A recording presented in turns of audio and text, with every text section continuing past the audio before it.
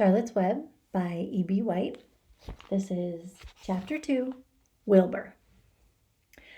Fern loved Wilbur more than anything. She loved to stroke him, to feed him, to put him to bed. Every morning as soon as she got up, she warmed his milk, tied his bib on, and held the bottle for him. Every afternoon when the school bus stopped in front of her house, she jumped out and ran to the kitchen to fix another bottle for him. She fed him again at supper time and again just before going to bed. Mrs. Arable gave him a feeding around noontime each day when Fern was away in school. Wilbur loved his milk, and he was never happier than when Fern was warming up a bottle for him. He would stand and gaze up at her with adoring eyes. For the first few days of his life, Wilbur was allowed to live in a box near the stove in the kitchen.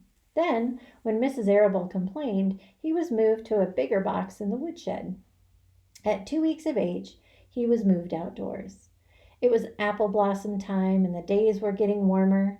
Mr. Arable fixed a small yard, especially for Wilbur, under an apple tree, and gave him a large wooden box full of straw with a doorway cut in it so he can walk in and out as he pleased. "Won't he be cold at night?" asked Fern. "No," said her father. "You watch and see what he does." Carrying a bottle of milk, Fern sat down under the apple tree in the yard. And there is the little place that they made for him underneath the apple tree. Wilbur ran to her and she held the bottle for him while he sucked. When he had finished the last drop, he grunted and walked sleepily into the box. Fern peered through the door. Wilbur was poking the straw with his snout. In a short time he had dug a tunnel in the straw. He crawled into the tunnel and disappeared from sight, completely covered with straw. Fern was enchanted.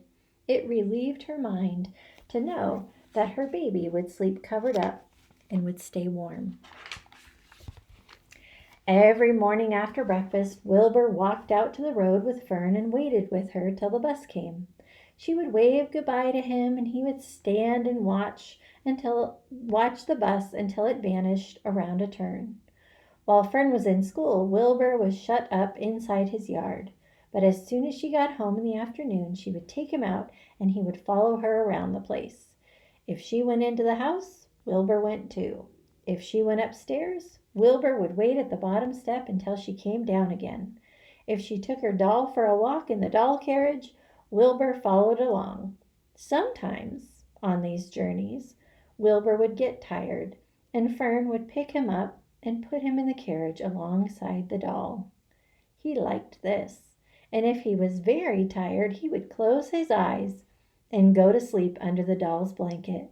He looked cute when his eyes were closed because his lashes were so long. The doll would close her eyes too, and Fern would wheel the carriage very slowly and smoothly so as not to wake her infants. And there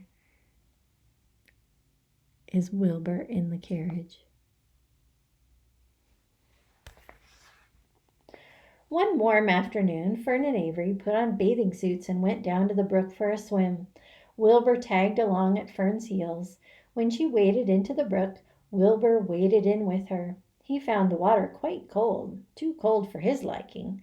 So while the children swam and played and splashed water at each other, Wilbur amused himself in the mud along the edge of the brook where it was warm and moist and delightfully sticky and oozy. Every day was a happy day, and every night was peaceful. Wilbur was what farmers call a spring pig, which simply means that he was born in springtime.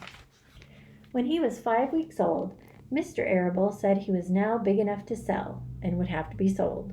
Fern broke down and wept, but her father was firm about it. Wilbur's appetite had increased, and he was beginning to eat scraps of food in addition to milk. Mr. Arable was not willing to provide for him any longer. He had already sold Wilbur's 10 brothers and sisters. "He's got to go, Fern," he said. "You have had your fun raising a baby pig, but Wilbur is not a baby any longer, and he has got to be sold."